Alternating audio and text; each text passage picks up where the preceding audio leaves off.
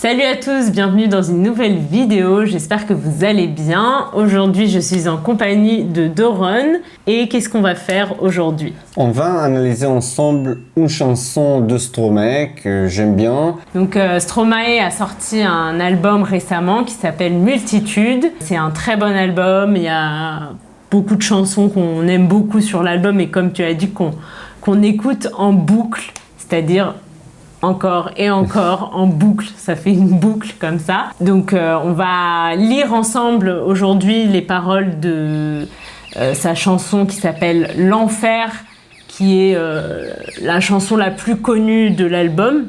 Et donc tu vas m'arrêter quand tu as des questions. Je pense que c'est intéressant de faire ça comme ça. J'ai déjà analysé les paroles d'une chanson de Stromae dans une autre vidéo que je vous laisserai ici.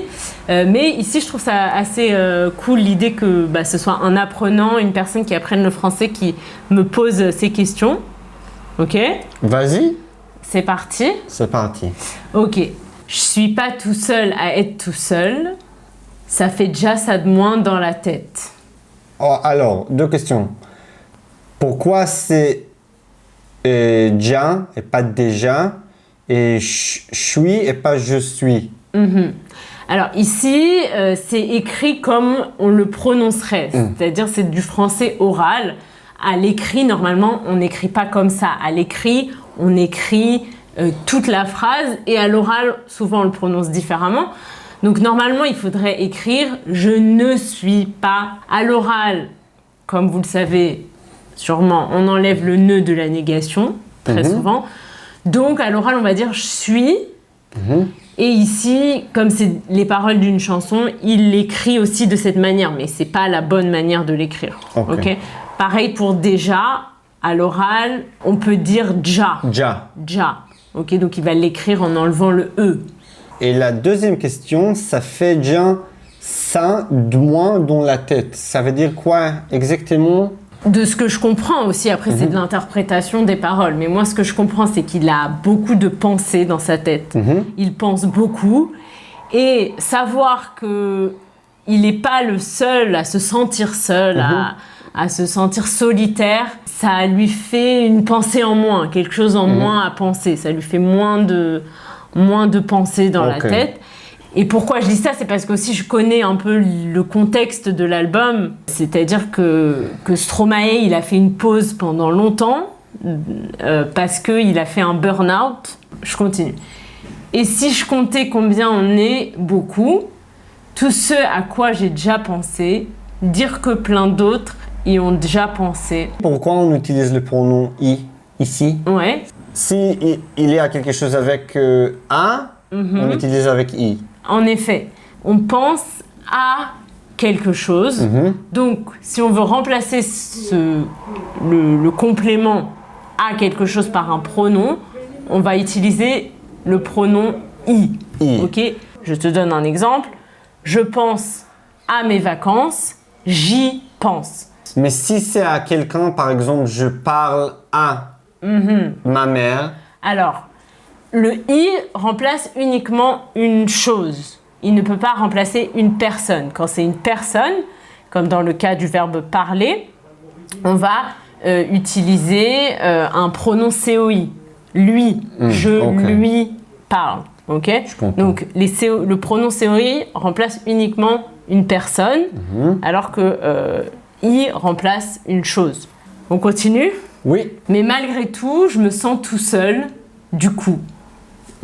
Oui. Pourquoi je me sens et pas je sens tout seul? C'est une bonne question.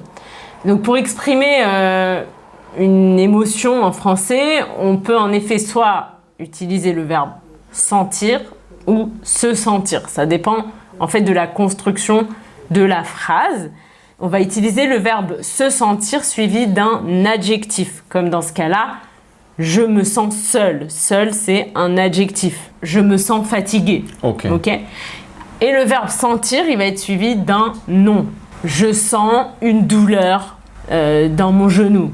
Ok, mais il y a une autre structure qui est suivie par que. Je sens que. Déjà, on dira jamais je me sens que. Ce sera toujours je sens que. Je sens que. Et à ce moment-là, ce sera suivi d'une phrase avec un verbe. Je sens que je vais réussir cet examen. Ok. Je sens que ça va être une bonne journée. Voilà, je sens que ça va être une bonne journée. J'ai parfois eu des pensées suicidaires et j'en suis peu fière. Ok, une autre question. Les on remplace quoi ici? Donc c'est un mot difficile, remplace. Remplace. Le en, c'est aussi un pronom complément, comme i. Ici, en fait, pourquoi on utilise en? C'est parce que l'expression, c'est être fier de quelque chose. Quand on utilise le de, en général, on va remplacer par en. Je suis peu fière d'avoir eu des pensées suicidaires. Si on veut remplacer ça, on va le remplacer par en. Un autre exemple, j'ai besoin de ton ordinateur, j'en ai besoin. Je parle de mes vacances, j'en parle. Ok. Quand c'est suivi de deux, on remplace par en. Et ceci par quelque chose, pas par quelqu'un. Oui. Ouais. Si c'est quelqu'un, alors on va utilise remplacer le pronom tonique. Ouais, exactement. Donc on va dire, on va dire j'ai besoin de toi. Je parle de lui. Bravo. On croit parfois que c'est la seule manière de les faire taire. Alors, les, c'est aussi un pronom ici. Ouais, ça c'est un pronom COD qui remplace donc... Les pensées. Ouais, faire taire quoi? Les pensées. Si ça répond à la question quoi, c'est un COD et donc on va remplacer par les. Ces pensées qui nous font vivre un enfer, ces pensées qui me font vivre un enfer. Un enfer, c'est un mot qu'on attend que les Français utilisent beaucoup. Ouais, on l'utilise beaucoup en français familier pour parler d'une expérience négative. Par exemple, tu peux dire « Oh là là, mes vacances, c'était l'enfer. Il a plu pendant toute la semaine. » Mais normalement, c'est exagéré. Exagéré. Oui. C'est pas vrai. C'était pas vraiment l'enfer. En général, c'est exagéré, oui. C'est l'enfer. Ok. Mais c'est vrai que c'est un mot qu'on utilise beaucoup. Est-ce qu'il y a que moi qui ai la télé et la chaîne culpabilité? Est-ce qu'il y a que moi, ça veut dire? Est-ce qu'il n'y a que moi? Ça remplace. Mais à l'oral, on dit comme ça? Ça dépend du contexte et avec qui tu parles. Mais oui, avec tes amis, tu peux dire est-ce qu'il y a que moi? Est-ce qu'il y a que moi? Mais il faut bien changer les idées, pas trop quand même. Sinon, ça repart vite dans la tête et c'est trop tard pour que ça s'arrête. Repart, ça... Ça repart, c'est le verbe repartir. Repartir. Mais on écrit comme ça. Repart. R-E-P-A-R-T. L'apostrophe, je vois, ça remplace beaucoup le E. Ouais, souvent à l'oral, le E tombe. On ne prononce pas le E, on l'avale. Vas-y, répète après moi, ça repart. Ça repart. Ça repart vite. Serpentard. Ça repart vite dans la tête. Ça repart vite dans la tête. C'est là que j'aimerais tout oublier du coup. Ça, on avoue. Après, c'est le refrain de la chanson, donc on l'a déjà vu. Et on passe au dernier couplet. Tu sais, j'ai mûrement réfléchi et je sais vraiment pas quoi faire de toi. Mûrement, ça veut dire exactement quoi? J'ai mûrement réfléchi. Mûrement, ça veut dire j'ai beaucoup réfléchi. Ça vient du mot mûr. Quand un fruit est mûr, ça veut dire qu'il est prêt à être mangé.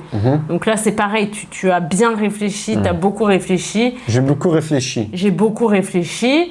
Justement, réfléchir, c'est bien le problème avec toi. Alors ça, c'est un autre mot qui est difficile à traduire, je pense. Pourquoi? Pour moi, c'est difficile de comprendre quand on utilise justement.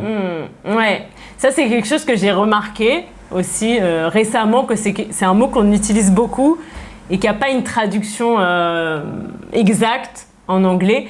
Quand on utilise justement, c'est pour faire référence à quelque chose qu'on vient de dire en parlant de réfléchir. C'est comme par exemple en anglais, by the way.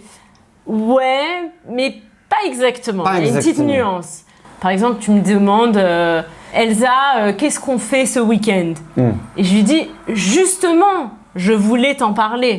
C'est-à-dire, en parlant du week-end, justement, tu viens de mentionner le week-end, justement, je voulais t'en parler, et ce week-end, on part, je sais pas, on part dans le Nord. Et ben voilà. Bah voilà, c'est une très belle chanson. Si vous ne connaissez pas, je vous recommande de l'écouter. Ouais. Moi, j'aime bien. Plus que bien. Non. J'adore, je peux te dire. J'adore. Pas mal, c'est pas mal. T'es devenu un vrai Français. C'est pas mal. Non, tu aimes beaucoup cette chanson. Non, vraiment, j'adore cette chanson et cet album. Ouais. Aussi, la chose que j'aime avec Stromae, il est très très diversifié. Il fait une combinaison de beaucoup différents styles de musique. Chaque chanson a un style différent. Oui. Et surtout à cet album, car il invite aussi les autres musiciens qui viennent d'autres pays avec leurs instruments. Aussi, dans cette chanson, je pense qu'il a invité les musiciens bulgares. Bulgare. Bulgares. Bon, en tout cas, on vous conseille vraiment d'aller écouter cet album.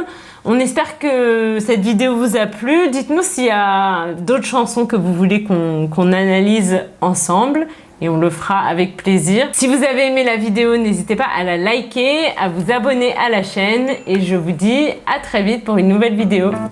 Bye!